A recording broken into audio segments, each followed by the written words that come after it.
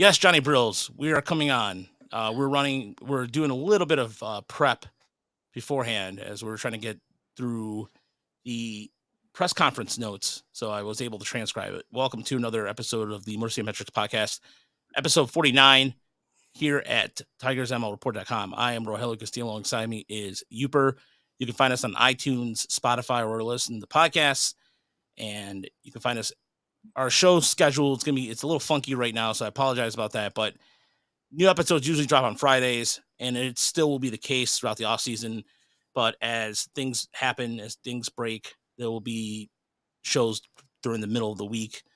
And during the off season, like I said, off season mode is completely different than our segmented stuff. So we'll probably do one more, or probably a final. Well, next week I think we'll do the final version of inside numbers and all that with the postseason going on. Toronto, by the way, Minnesota winning their first postseason game since 2004, beating Toronto 3-1 on a pair of Royce Lewis home runs. That was a big win for the Twins just to get themselves off the hump a little bit with that, off the schneid, if you will. And right now, in the bottom of the third is 3-3 between the Diamondbacks and the Brewers. The Rangers shut out the Braves, and kind of an upset there a little bit. Personally, I think that's an upset. 4-0 as the Rays committed 4 errors. Yooper, that's unconventional Rays baseball there. Well, it's the most errors they've had all season. They had 3 errors twice, I believe. And in the postseason, to me, I've always said it's about home runs and defense in the postseason. And the defense did not show up today. They coughed up a bunch of runs. They didn't score either, I guess, so it didn't matter. But it was not a typical Tampa Bay Rays baseball game. Jose Siri had a really bad game out in center field.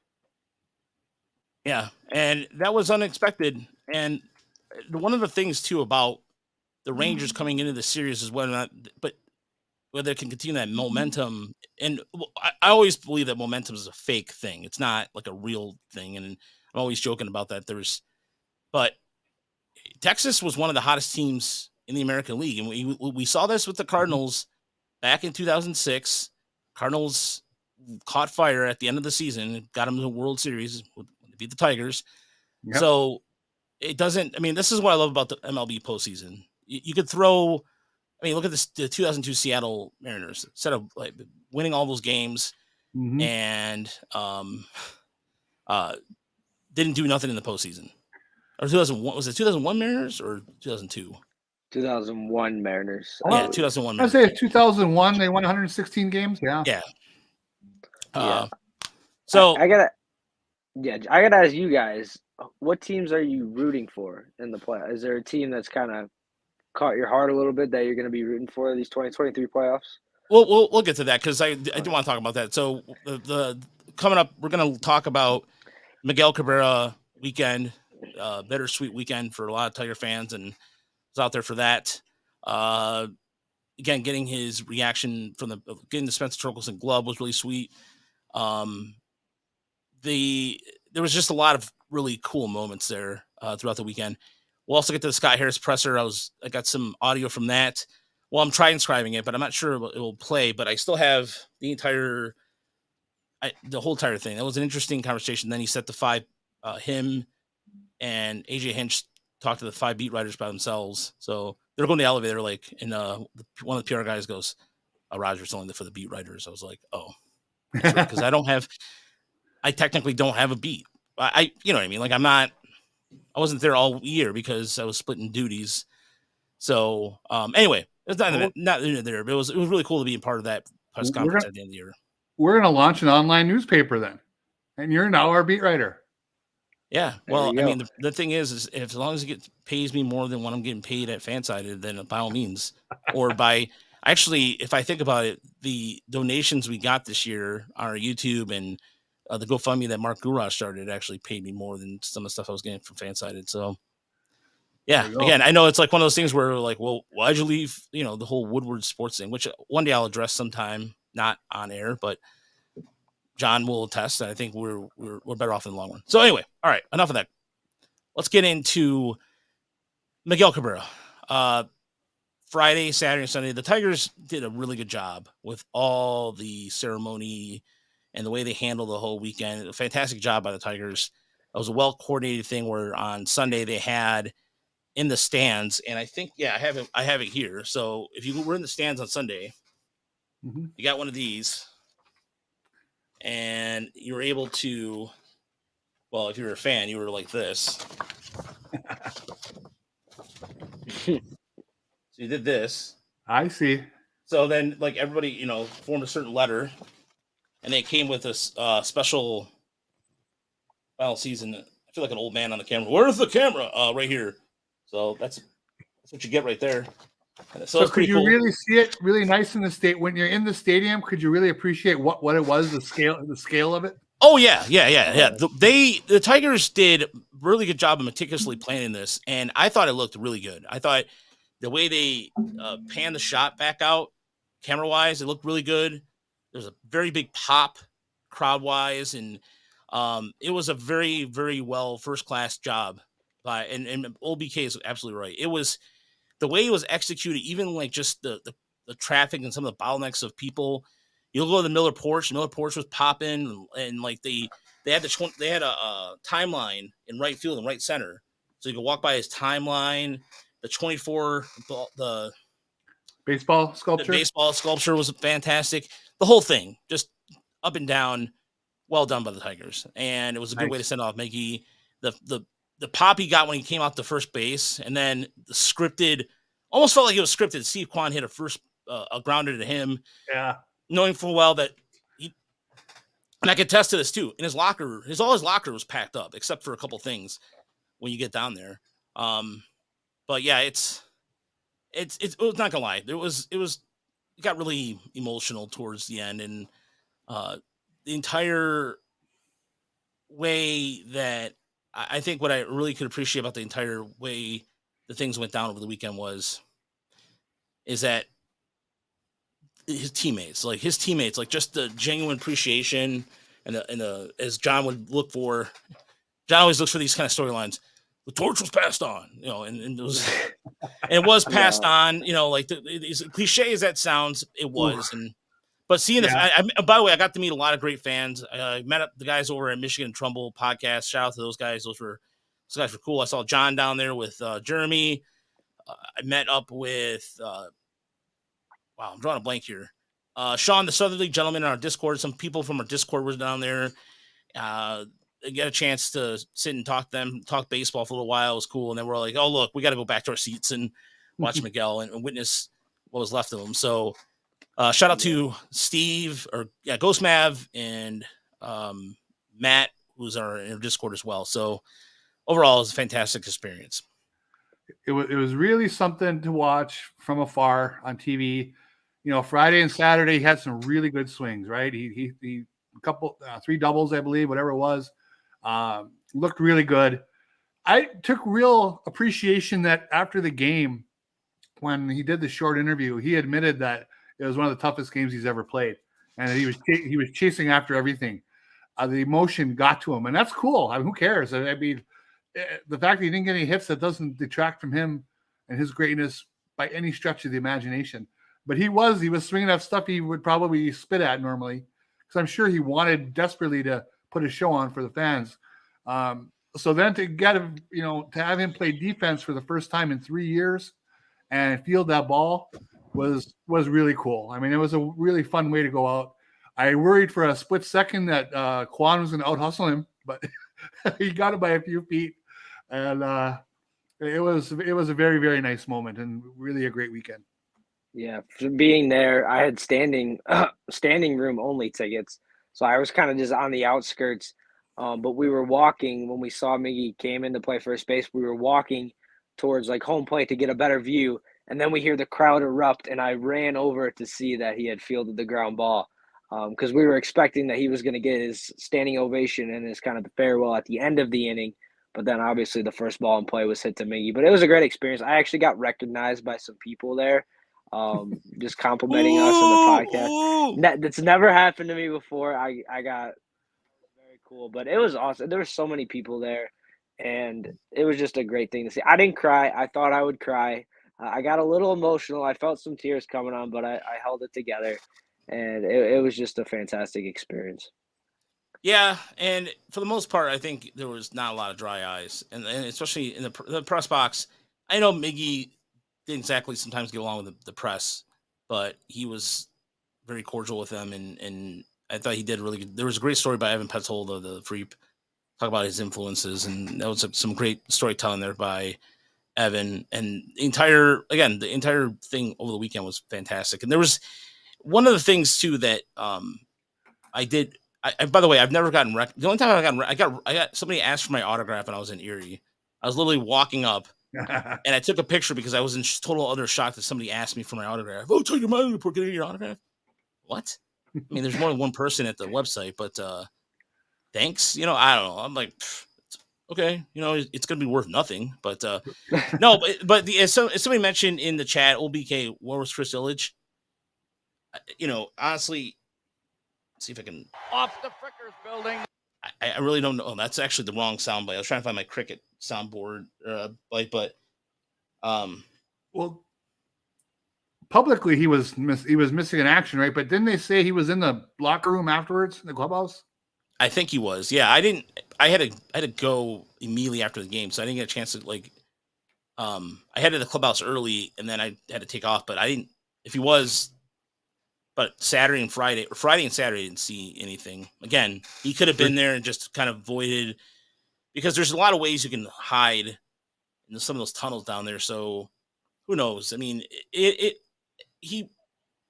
think he read the room right, because I think if he would have came out there, I think that would have been, a disaster. And quite frankly, I don't think the Tigers wanted to ruin that weekend with that. Really, I mean, it's Miggy's weekend. It's not Chris Illich's weekend. It's his team. We all know it.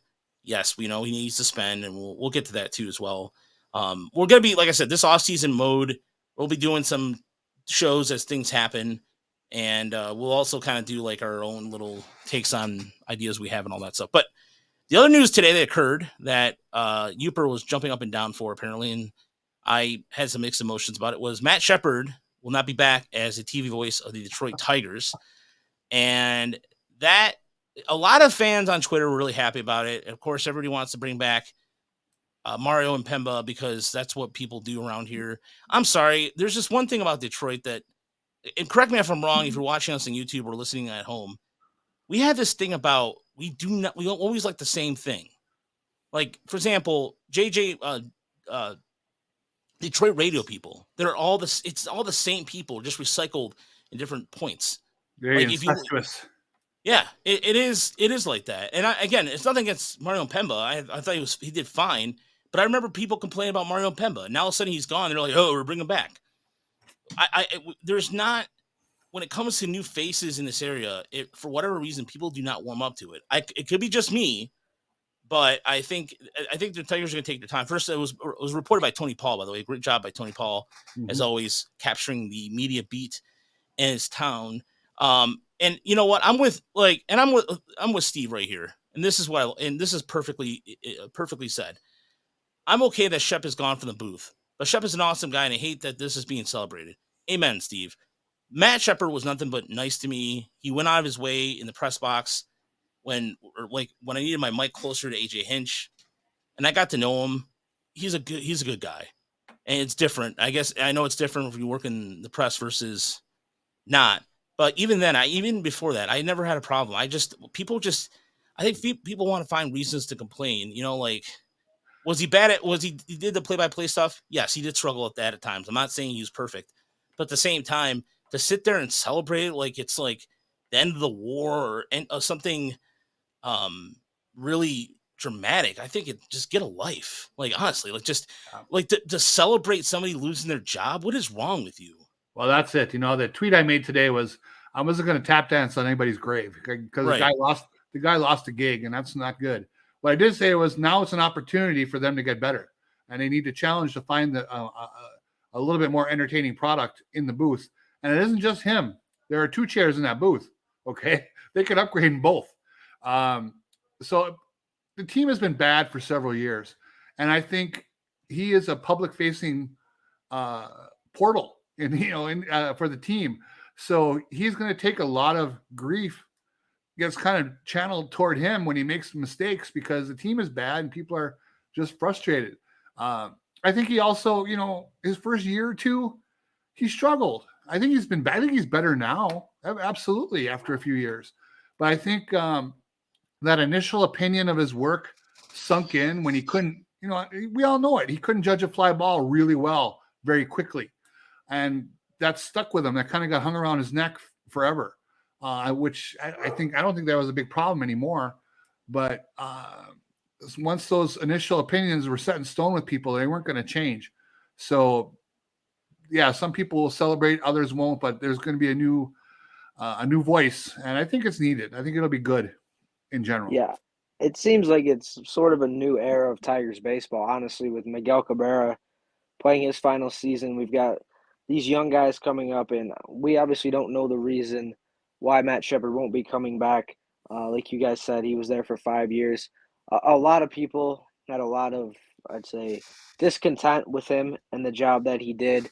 I particularly never really saw a problem with him. I do think, ideally, I thought Rod Allen and Mario Pemba were fantastic, and I do think it was a step down from them. But I'm with Raj. I think they need to look for somebody new. I saw on X people were mentioning Dan Hasty as someone who could step up and be given that role. I wanted to get your guys' opinion on Dan Hasty being a potential replacement for Matt Shepard. No, I Hasty or Greg Gagne from the Erie Seawolves would be perfectly fine. Those two know the Tigers very well. Greg called the no-hitter this year when Dan Dickerson took a leave of absence. So either or would work fine. I mean, I know them both personally. I know both of them would do a fantastic job. So I think if they did do new faces like that, that would be fine. He's better suited for football or basketball. And again, he tried. And that's the thing. Like, it's a hard thing to do. And so for anybody on X or Twitter, or whatever you want to call the damn app, to sit there and pretend like, well, why don't you do it then? I did play-by-play for hockey, and I was terrible at it. I'm not going to lie. Hockey is a hard-ass sport to do because it moves so fast. I've done 2 soccer games, and soccer's hard because there's no breaks for soccer. It's 30 minutes straight of you doing play-by-play. And some of the names, it was hard. I haven't done baseball yet, but it's tough. Yeah, I've done one baseball game in my entire life, and that was relatively easier compared to hockey. Hockey was just like moves so fast because then you're like, you got to think about the blue line. Then you got to think about sometimes the names in the jerseys are so hard to see.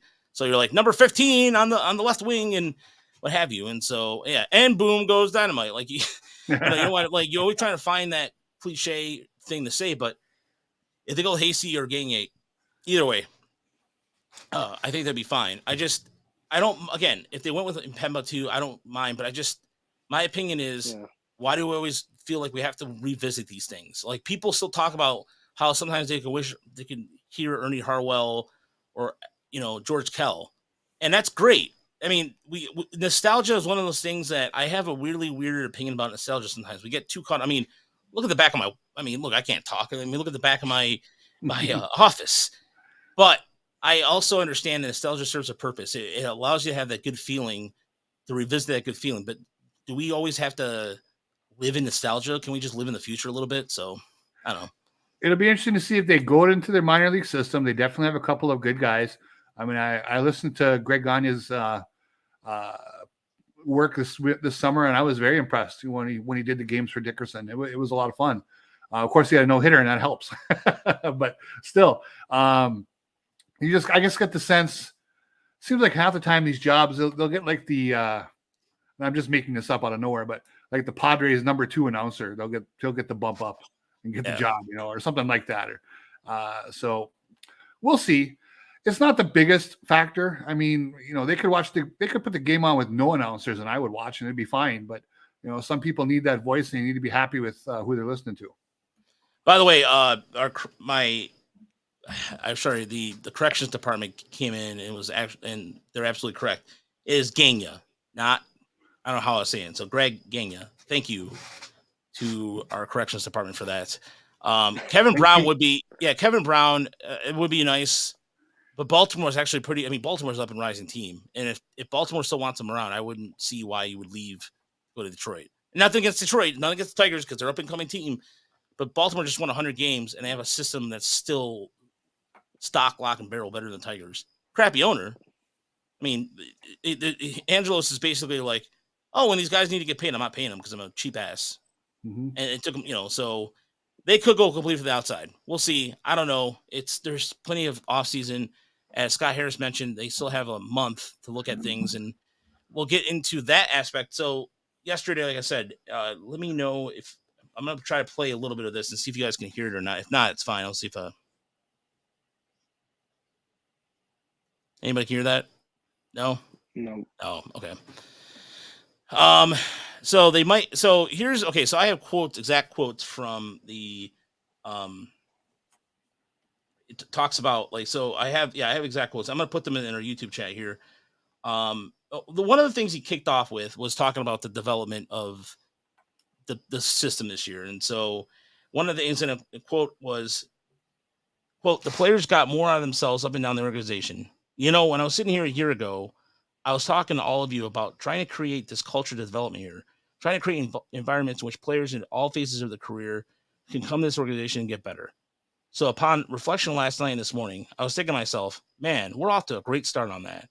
You know what? I think about veteran free agents like Michael Lorenz who came here and got better. I think about, waiver claim relievers like Tyler Holden who came here, got better, put out, one of the best seasons of any reliever in baseball, both in terms of amount of pitch and the quality of his performance time and time again. I think about waiver claim players like Andy Baez, came here, got better. If you look at his performance since the end of May at both sides of the ball, he had like an OPS of 03 or 830 since the end of May, playing plus defense on second base. Like under his watch, got a lot better. End quote. So they were, as far as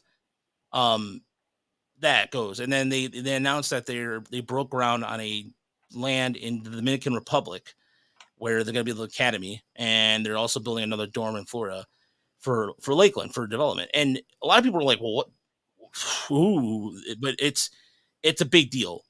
It's a big deal because in Lakeland, Lakeland's been severely underserved in terms of facilities. You look at other facilities across baseball that are much better. Lakeland's getting there.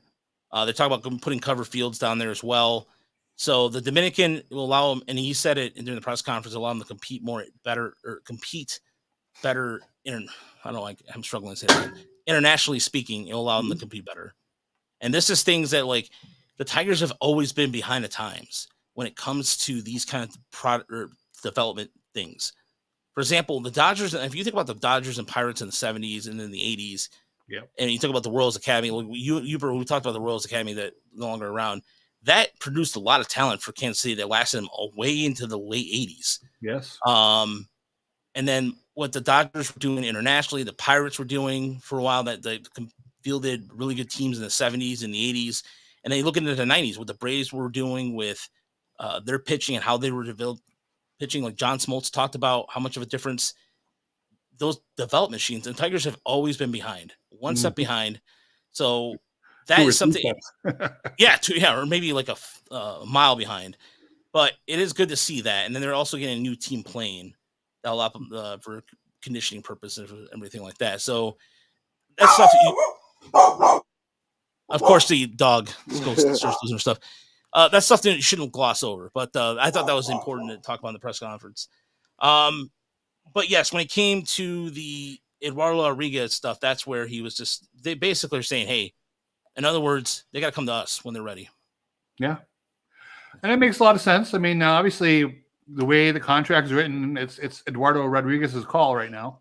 I don't see why Detroit would go hat in hand and looking to offer him more money because, he may be, once they kind of get a look at where the market's going, they may be happy with what they have in Detroit. And they should make him make the first move.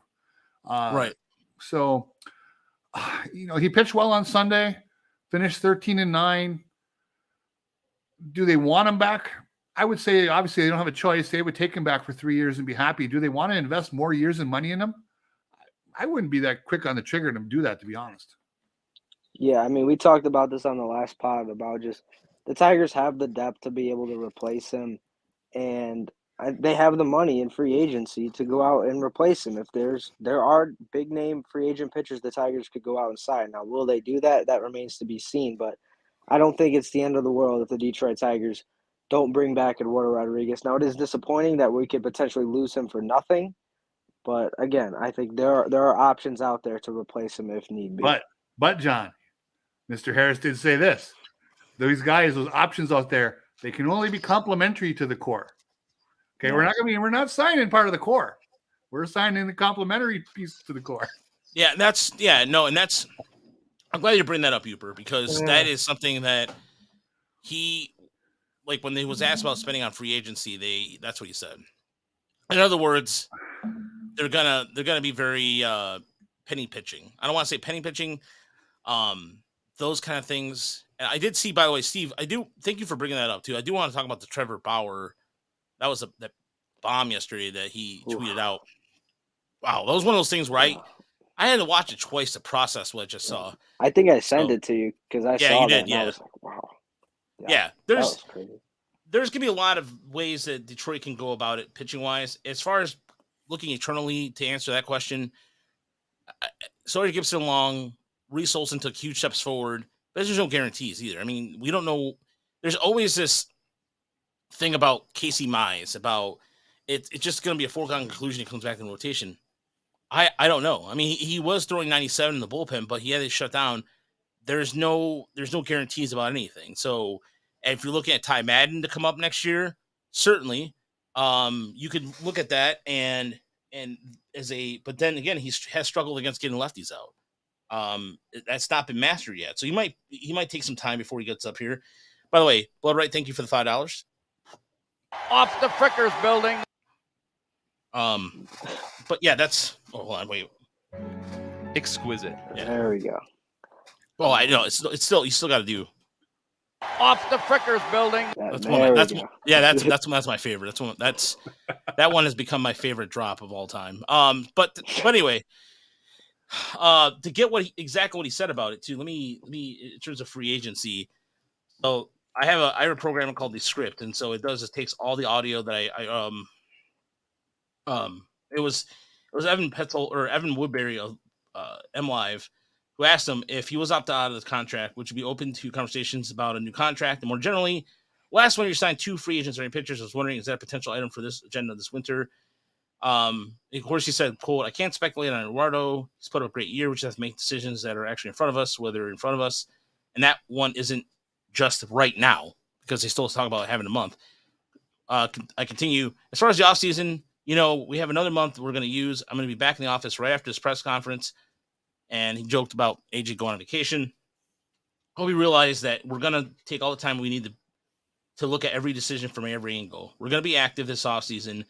And as far as what we're going to do in specific positions we're going to target, we have another month before we actually get that in a general sense. End quote. Yeah. Well, Yooper, you said about building around the core, and these free agents are going to be supplements to the core.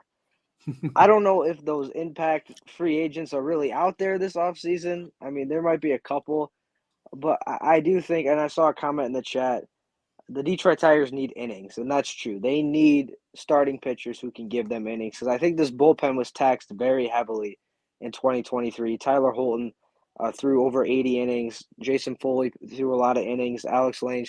I think they're going to need guys that can eat up innings, but in terms of the comments Scott Harris made, there are players that you can add to this offense to make it better. And that, at the end of the day, the Detroit Tigers have one of the worst offenses in baseball. And for them to realistically win this division in 2024, they're going to need a top 20 offense in baseball to win this division. I think they're going to need to make a pretty significant jump. Me and Yooper have talked about they're going to need 2 impact bats, whatever that looks like, whether that be in free agency or via trade. But in terms of, like you guys said, in terms of that big name free agent, like a Cody Bellinger or a Matt Chapman, who I don't think Matt Chapman it would help this team that much, if I'm being honest. That big free agent signing, that multi-year, 5+ year deal signing is just not going to be in the cards this offseason.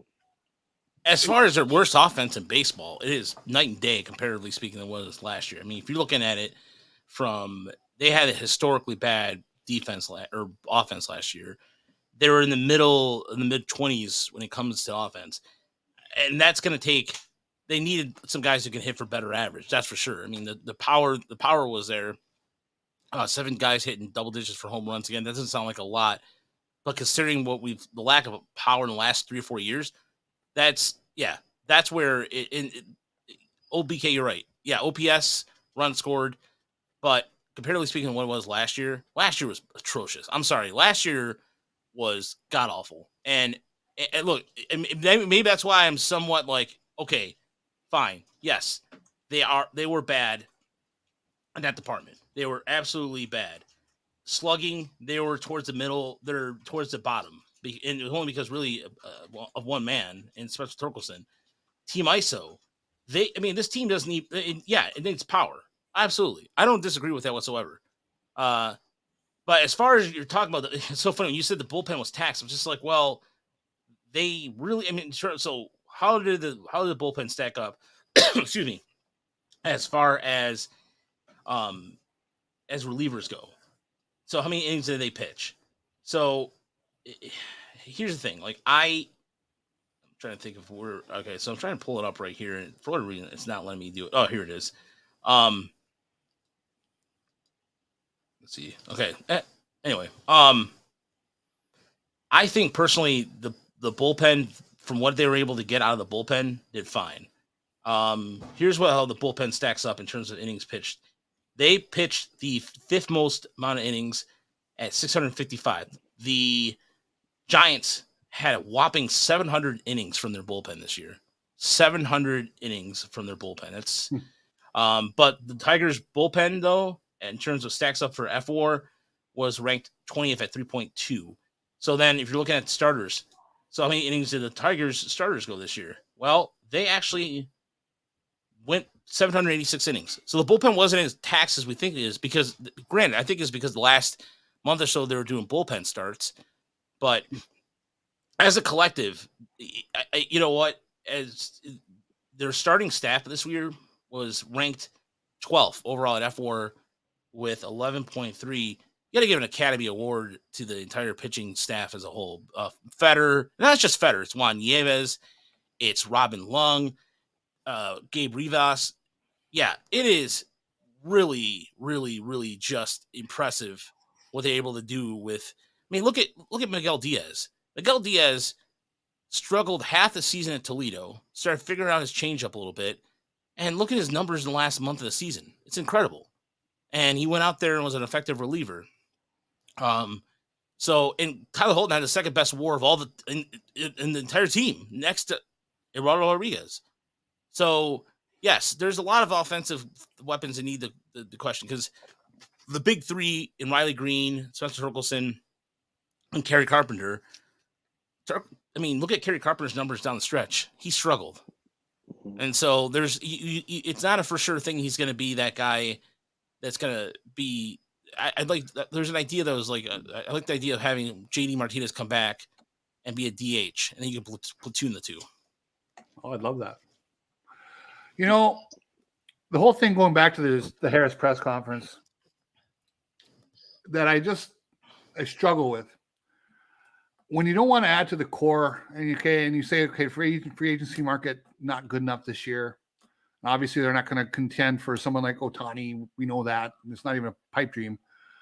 But when they say they don't want to block their young guys, and I get that, but the problem is a lot of their young guys in the minors don't have a position.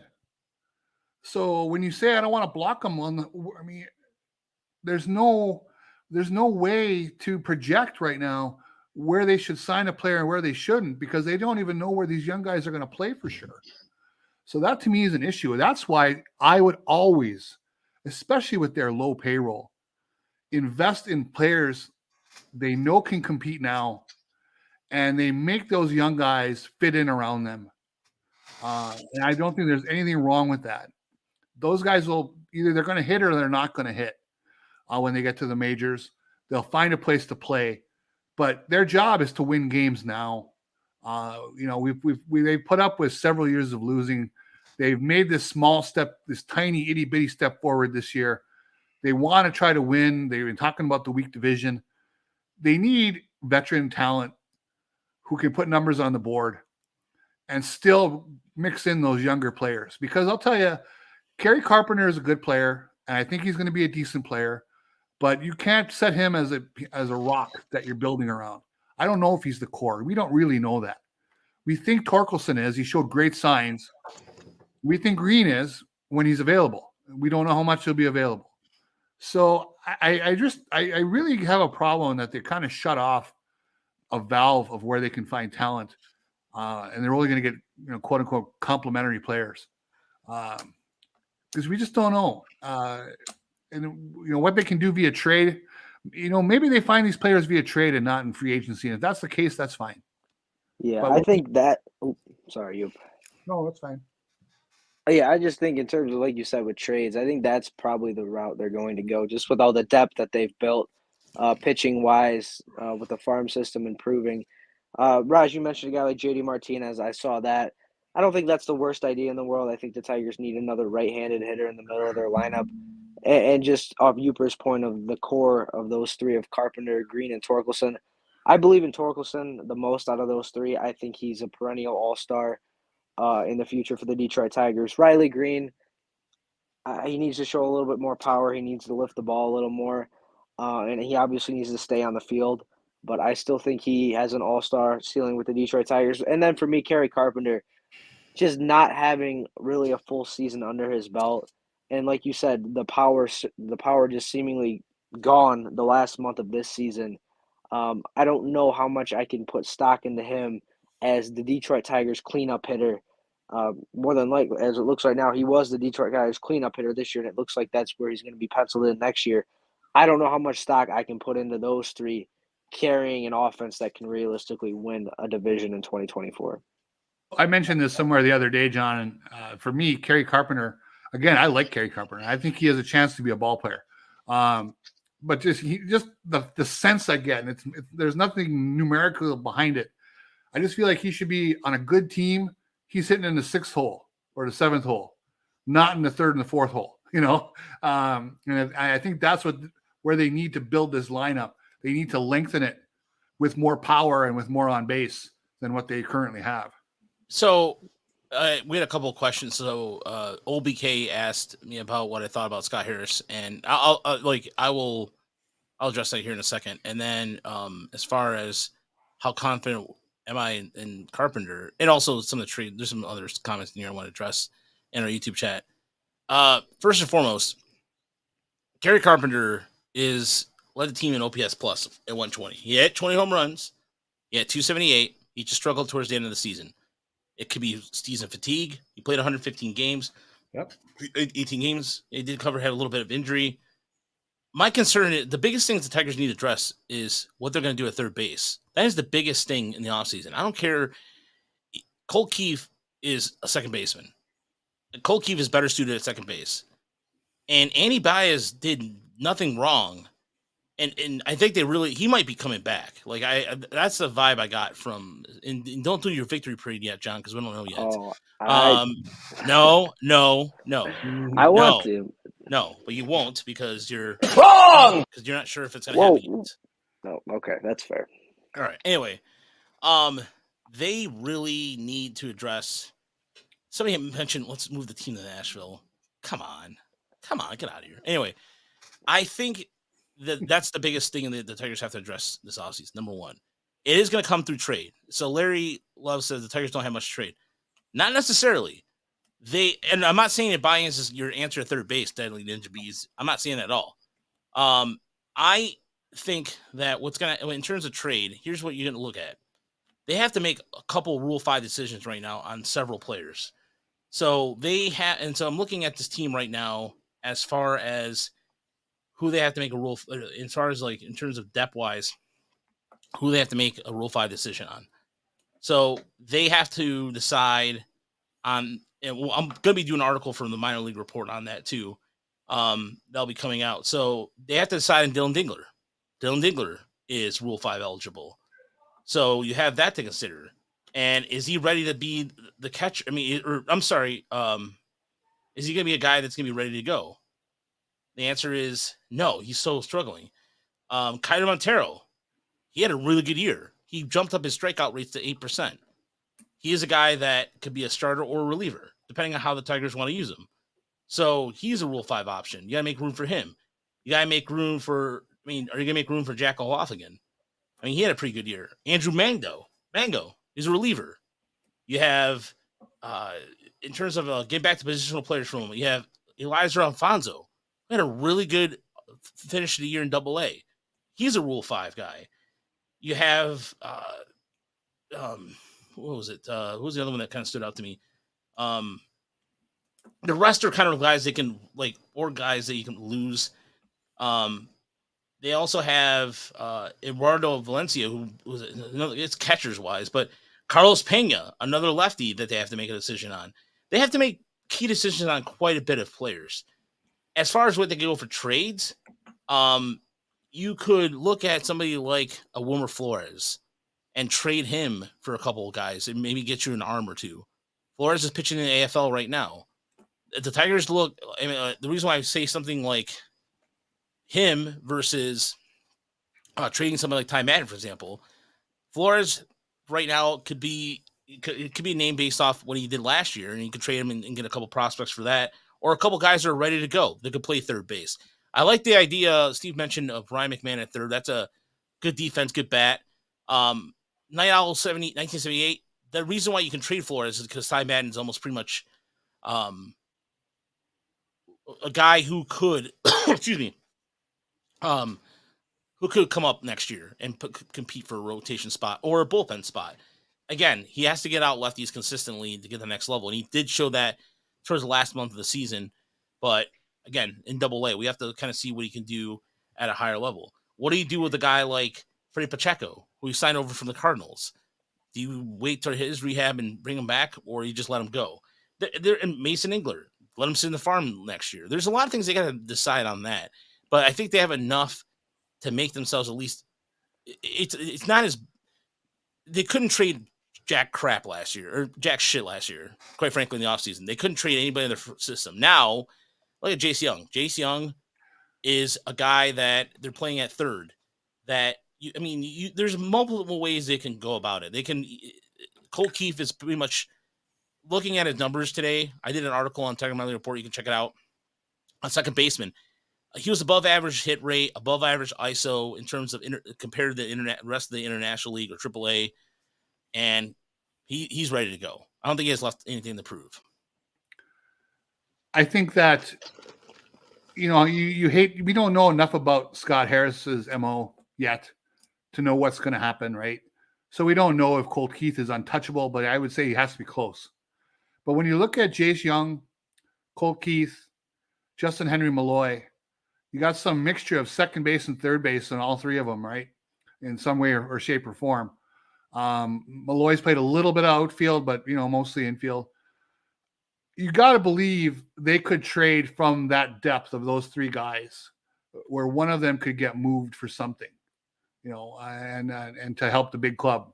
And probably, obviously, not Keith. At least I would hope not. But you never know what the offer what'll be out there. But that's where this positional mystery amongst all their top prospects. And again, if you can hit, you'll play. I've always said that, and I still believe that. They'll play if they can hit. But it's just so interesting to have all these guys that don't have a position nailed down. How often? Yeah. No, and that's exactly it, Yooper. They could even be in DH at this point. Like the way they're trending. Like, for example, this is where, and this is my opinion of Scott Harris is that he has gotten better in talking to the media. He's gotten better. There's a couple tells. Like, he likes players that can play multiple positions. That's clear. The control the strike zone. He is very serious about that. He's steadfast about it. Mm-hmm. I mean, you look at some of the players they acquired fit that mold. Being there yesterday, although it was kind of weird because it's the little things. Like, when I asked him about Sawyer Gipson-Long a couple weeks ago, before he got called up, he was like, "Oh, don't worry about it. He's got a changeup." It's like, well, I know he's got a changeup, but it was interesting because he said, "Well, Justin Henry Malloy needs to get more at bats in the outfield," and then he didn't barely play in the outfield the last month in Toledo. He played third. Yeah.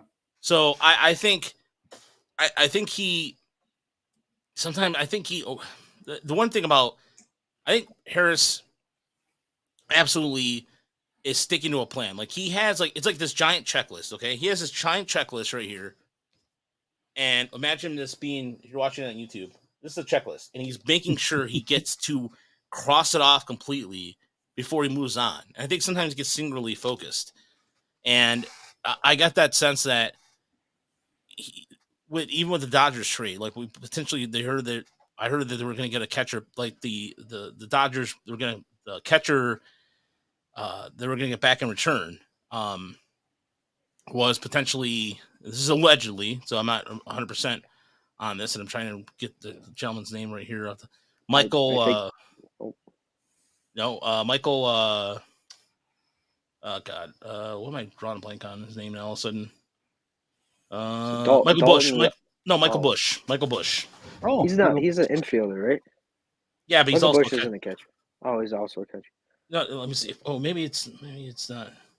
See, what was interesting was when I was at the game, I was talking to a gentleman who I was standing by, and he worked for the Dodgers single A team, I believe out of Midland, the Dodgers single A team, and he the told Great Lakes Loons. Yeah, he told me the catcher was Dalton Rushing. That was the player the Detroit Tigers were going to get. Now, I don't know how in tune he was with that organization, but he said that was the player that was headed to the Detroit Tigers in the Eduardo Rodriguez trade, allegedly. Well, I mean, I don't know if we'll ever know that, but that's what I was told. Well, I mean, if they're gonna the Dalton Rushing is down in high. I mean, if that's the case, that would make zero sense because the Tigers already have a couple guys that are in high A and double A, and Rushing is very. I mean, you could add him in a couple of years as a down the line, but the Tigers need catching right now. So to me, I mean, maybe a guy like Diego Carrera, who's in, but as the natural, the only DJ B said, the Tigers got jack shit. It's water under the bridge at this point. Yeah, I mean, exactly. It is what it is. But I don't know in terms of like trade options for. I feel like with the MLB, with them trying to eliminate taking with the new draft lottery, I feel like there aren't a lot of teams that are going to be sellers this offseason. Like we know the Oakland A's, they're going to sell off probably whatever they have. The Kansas City Royals, but I don't know how much they really have to sell. I think it's going to be a team like we've talked about the Cincinnati Reds, who have a need for pitching, and they're going to want to take a step forward in 2024. It'll be interesting to see if they're going to want to move any bats. But it doesn't really look like that star player is going to be out there for the Tigers. Like me and Yooper talked about, I feel like the Tigers need that star player. Like I talked about when they played the Dodgers towards the end of the season, you saw a guy like Mookie Betts. The Dodgers were able to trade for him and kind of build their team around him. I think you realistically want a player like that to become available this offseason that the Tigers could trade some of their top prospects or put right in the middle of that lineup, take pressure off Riley Green and Spencer Torkelson and Kerry Carpenter. So where Kerry Carpenter isn't your number 3 or number 4 hitter, Kerry Carpenter's your 5 or your 6th hitter. But again, it'll be interesting to see if that player becomes available. You never know in the offseason. A team might flame out in the playoffs and they'll look to move somebody. But in terms of the trade market, I don't know if there's necessarily a star or an all-star level player that we could realistically look at for the Tigers to acquire this offseason. I disagree with that. I think there's always somebody that's willing to do something. I mean, the Brewers, they're losing David Stearns. He's going to New York. Who knows? Whoever they're going to be, who's going to replace him, might have his own vision of the future, and the Brewers might solve some parts. If the Brewers don't get in the Brewers right now, as it stands, are losing 4-3 at the bottom of the 5th. If they might flame out in the series again. Excuse me. And what do you got to show for it? Who knows? But as by the way, Steve, Great Lakes, I think, has one of the best stadiums in all the Midwest League. It's one of my favorites. I really like how that whole setup is in Midland. And then Dow Gardens is not too far away. That's a cool place too. So Ohtani, I love everybody would love Ohtani, but I mean, we're living in reality here, folks. Yeah. Just for the sake of argument, I want to get both your guys' thoughts. I feel like Cody Bellinger is probably, other than Ohtani, the best free agent hitter this offseason.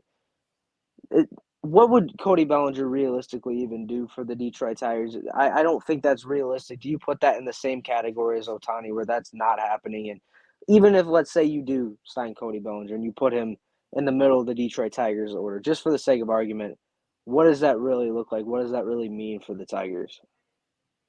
Really, I just don't see that happening. I just don't. It's not a complimentary player.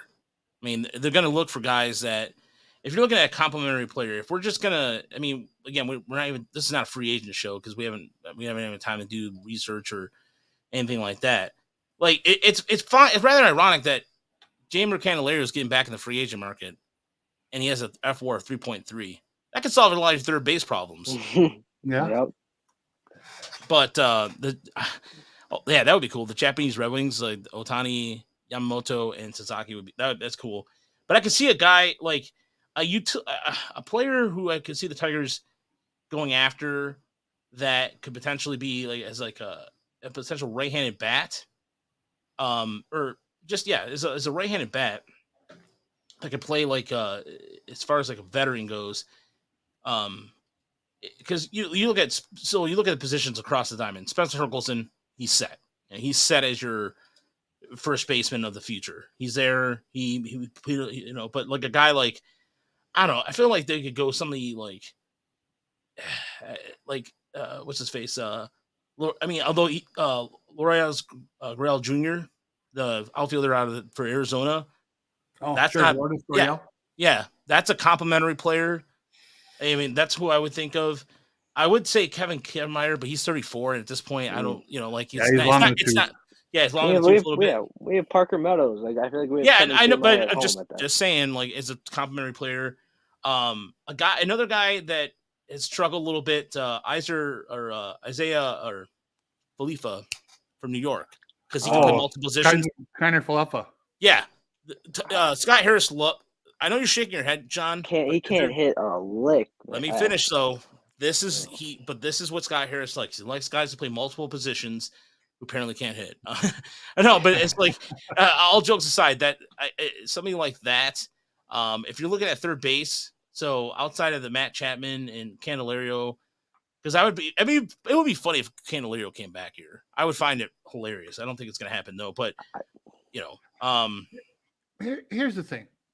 To me, we could talk about all these guys. Right. I think they're all possibilities. There's going to be a myriad of ways to go for Scott Harris. But really, what is the general direction and what arc do they envision to compete?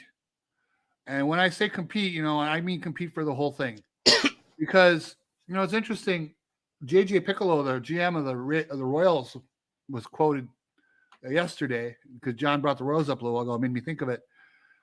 He wants to get the team to where they're winning 80 to 85 games. That's his next big goal. I was like, wow. What a big thinker he is, The Royals showed that they can get to the World Series. They got to the World Series in back-to-back years less than a decade ago, right? They should have big thoughts in Kansas City. And he's thinking about, breaking even with 81 wins and thinking, wow, we really did it. What a bunch of crap. And, when you think about what Scott Harris said the other day, yes, they want to be active, whatever his definition of active means. And we could be negative about that if we want to be. If you finish second to signing everybody, but you checked in on everyone, were you active? Okay, maybe. But are you going to get things done?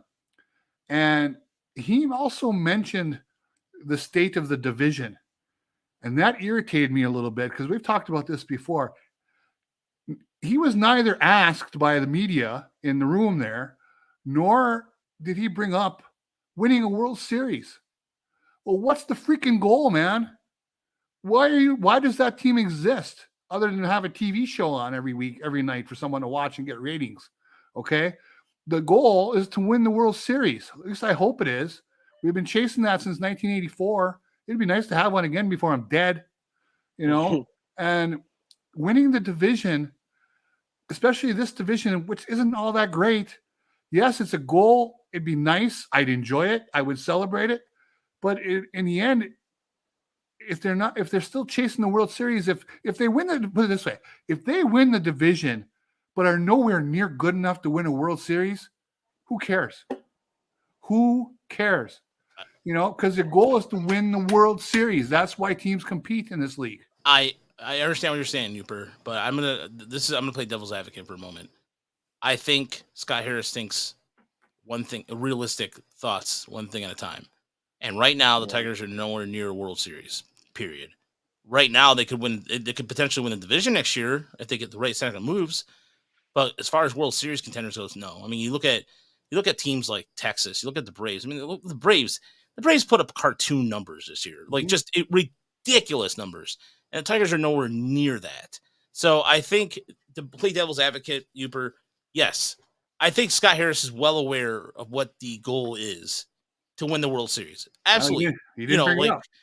No, but he didn't bring it up because I don't think it was important. I don't think it was. I didn't think it was important. To me, I didn't think about it until you said that, because I was just like, well, one thing at a time. You know what I mean? And so, and like right now, what like Deadly Ninja Bees is saying, that's what the Tigers were. Actually, a competitive team in the second half. They had a winning record in the second half of the season. They got a better winning run differential. They finished 18-10. And Terry Scoble wins Pitcher of the Month, the first one of a lefty by a Tiger since 1984. I'm just with you, Yooper. I'm usually the cynical asshole with this, and I always try to bring things in perspective and keep things at perspective. I'm not going to fall for the Scott Harris, like, he speaks that talk sometimes where people don't think he's understand where he's like, he's speaking in a lot of terminology like office speak, or kind of like, I don't want to say some cliches. But at the same time, you can see, like, look, the bottom line is the results would show on the paper. And if they had a 22 game improvement from last year, it was a shit show last year. It is slightly better. It's not much better this year. It is slightly better. It is. Mm-hmm. But at the same time, right now, I'm just astonished what Piccolo said. First and foremost, really, I mean, like, man, I got a few names I like to call him. I mean, what kind of loser mentality is that? I mean, come on. And the division is easy to. The White Sox are pretty much, congratulations. The White Sox are nepotism. I mean, you're gonna tell me that that's not a nepotism hire they had for GM? For Christ, they even look. They're like, oh, him. All right. No, that's cool. Meanwhile, Heim Bloom goes on the market, and you see some of the like. I think John Henry pulled the trigger on that a little too early there. With that, yeah. Let's Anyway, my point is, I think the Tigers. I think that's the way Scott Harris is thinking. He's just thinking 1 year at a time. Well, again, this goes back. I've mentioned it a million times. It goes back to ownership and what they want, right? Illich can give orders tomorrow like the old man used to. And if Juan Soto's out there, go get Juan Soto. Okay? Are the Tigers closer to winning a World Series if they have Juan Soto? I think they are. If they sign one of the top Japanese guys and plug him into the lineup this year, are they closer to winning? I hope, if they're right about the guy, yes. Those are aggressive moves. Those are moves team that want to win the World Series make. I don't agree with going the 1 year at a time, get a little tiny bit better we've seen teams go worst to first. It can happen. They have young guys who are coming through. If a couple of them come through and they make the right acquisitions, they could get out of the division and do some damage in the playoffs. But right now they're not close. And this little incremental building, it's fine at the bottom of the roster, but again, it's not doing anything for the top of the roster. And that's what in the end wins you ball games. The top of the roster is who's going to hit the home run in the World Series to advance. I think what Scott Harris was doing was basically setting us up to go, hey, look, this is going to take some time. If you look at what he said, it's not the way that they're giving you all the good stuff first. It's like a complimentary sandwich. All right, we got prospect development did really well. We're building a stadium in the DR with the team playing. Middle part of the sandwich, the bad part. Well, we're not sure we're not going to talk to Erod until he talks to us. We're going to get complimentary players, and we're not really sure how much we're spending. And then on the bottom part of it, well, hey, look, these guys had a good year. Anybody like waiver players and all that stuff. He brought up all that stuff right away to kind of know that you're going to swallow this or whatever. You're going to swallow the crap here shortly. He sets you up for that. So that's, I mean, honestly, like, I know for a fact. Look, yes, we look at teams all the time, worst to first. The Braves did in '91. There's countless examples of that. But the Tigers, I just don't. The Tigers really have to hit on whomever they're going to pick or whoever they're going to trade for.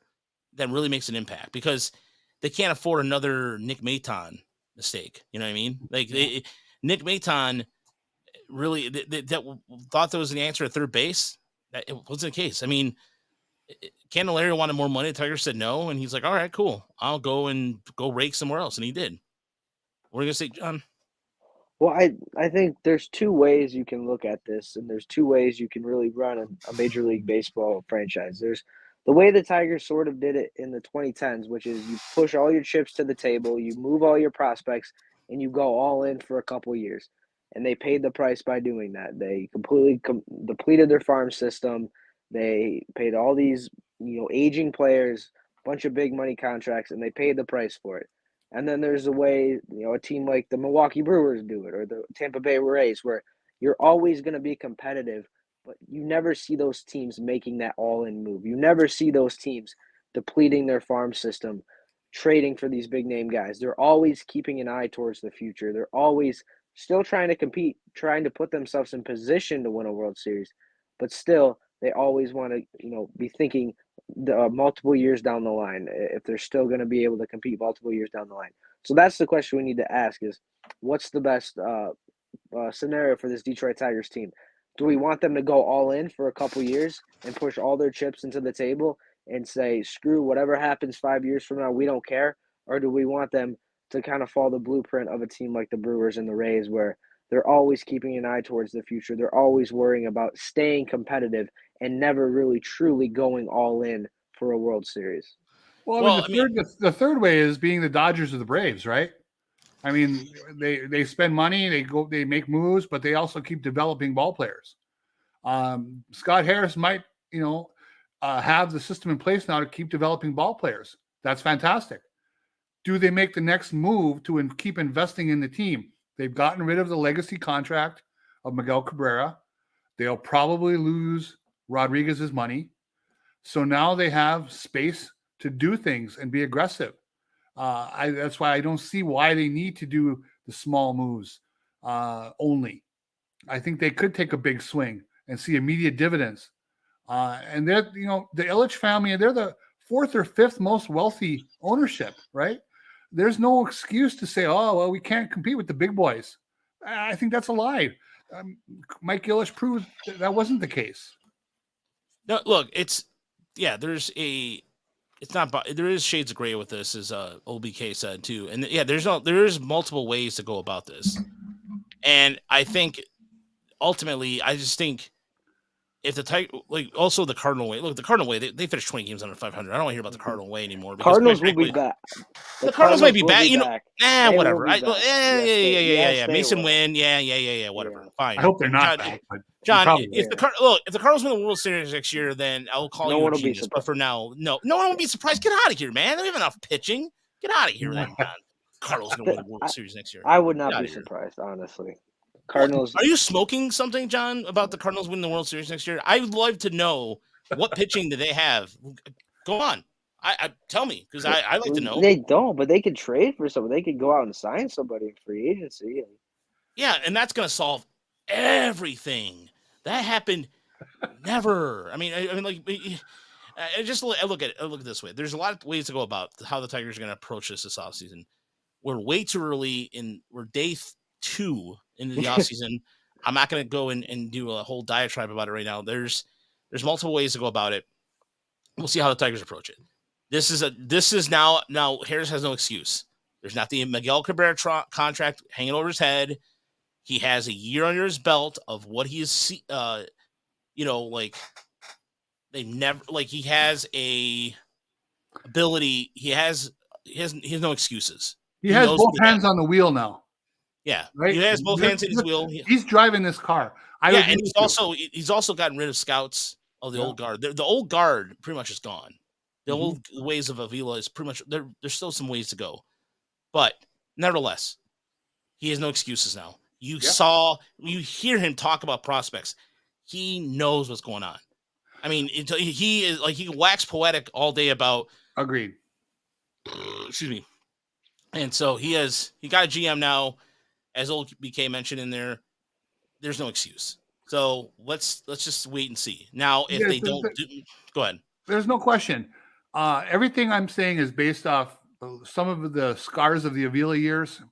Also, the fact that he took a year on the job to kind of figure this all out. I get that. Wasn't a lot he could do. Some of the contracts are gone now. He may do a lot of the things I hope he does this winter, and I'll be the first to applaud if that is the case.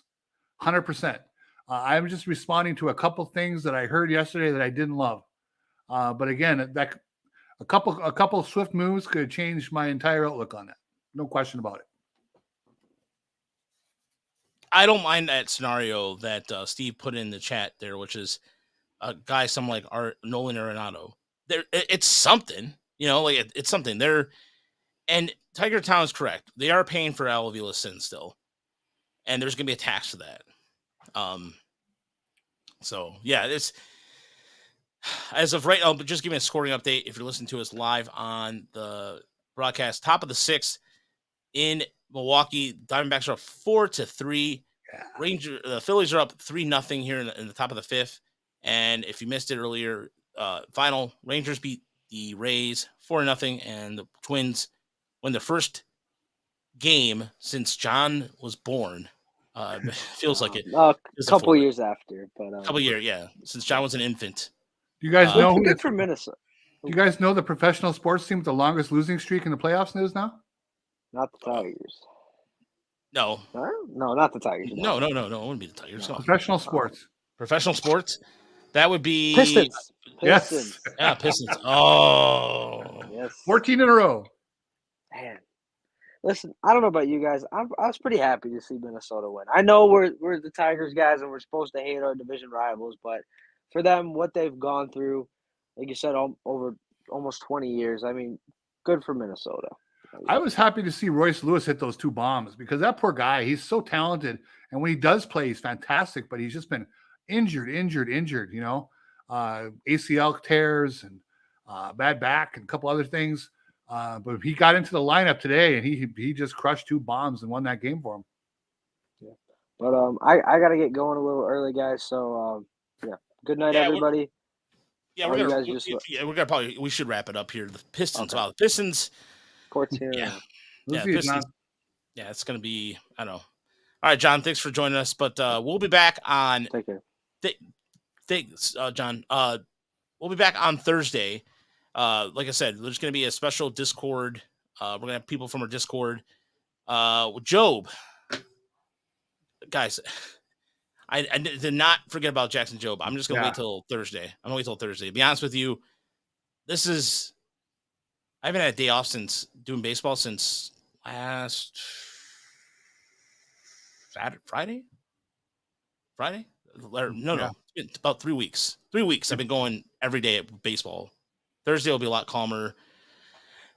And Thursday we'll be talking about Jackson Job. We'll have some more Arizona Fall League stuff. No, Klaus but right. That's funny. He got mad and left. No, he had to go. He was doing another thing. No, he's fine. Yeah, he's fine. He knows he's the youngest guy. He takes a beating once in a while. It's not like part of his contract. Yeah. He doesn't like being ridden. Or maybe he does. I don't know. Not by me, of course, but anyway. But at any rate, Corbin Carroll is a beast. Love that guy. He was on my fantasy team, which I know nobody cares about, but that's why I watched him a lot. And my in-laws live in Arizona, so I do pay attention. Man, that kid is really talented. Between him and Ketel Marte, that's a nice 1-2 in the lineup. And then we will get to Joe, but just again, if you watched last night, if you saw some of the video, man, that's some dazzling stuff. That'll be a fun conversation on Thursday. And I guess let's just kind of tease this. What's his debut date next year if he keeps this up? Oh, yeah, he's going to be in the Major League roster at some point. Somebody asked us, by the way, how old are you guys? Well, let's just say this. How old do you think I am? How old do you think Yooper is? All right, we'll take guesses here. How old do you think Yooper is? Yeah. And by the way, I did talk to Chris Brown. Chris Brown is enjoying the offseason. When he's coming back, I don't know. but I know he's gonna be coming back.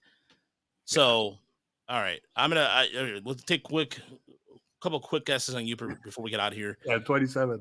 So you funny. My age is divisible by 27, which is kind of funny. So I am 54. Blood Right said 56. Oh, well, see, was close. bastard. Screw you, Blood Right. Yeah, Keep 53. your money. Yeah. Perry said 50. Todd said 60. Damn. Holy shit. Cold-blooded. Wow, that's cold. Yeah, that's cold. I don't even want to know how old people think I am. So good times. Yeah, good times. 54 years of wisdom. There you go. Coming right at you. When Chris Brown, some people might not even know who Chris Brown is on the show. See, Tiger Town does not know who. No, not that rapper Chris Brown. The guy who I actually started doing the podcast with. Not Chris Brown, who used to play third base for the Padres. Yeah. 7 years, or I've been doing the podcast with Chris Brown originally, not the rapper, but anyway. Larry Love says 38. Oh, thank you. But I'll be 42. I'll be 42 next Thursday. So about Chris Brown, the former pitcher, who might think of Chris Benson, the former Pirate pitcher who had that had the hot wife. Yeah, hot wife that was on. Yeah. Anna Benson, I believe her name was, or something like that. But all right. Any rate, thanks so much for joining us. We'll be back Thursday with a special Discord show. Like I said, we're doing a Discord panel with some of our some listeners and viewers who are. If you haven't been part of the Tigers Discord talk, by all means, let me know and I'll send you guys a link. And what he did, the Rihanna was messed up. Okay, on that note, some season review on that one. Yes, we're gonna be probably do a season review. That Thursday is gonna be the official season review thing. We're gonna be looking at our we're gonna get our awards, our best player, MVP, that kind of stuff. So I have a whole planned show out for that on Thursday. So that'll be at 8:00. We're not gonna be in the 9:00 time. We'll be at 8:00 on Thursday. So see ya, Tiger Town, Deadly Ninja B, Steve, Larry Love, Andrew Miller. Shout out to everybody in the chat, Perry, Bloodright, Deadly, Steve. Everybody in here, Old BK, thank you so much for joining us tonight. We'll talk to you soon. Todd, you have a good night, guys.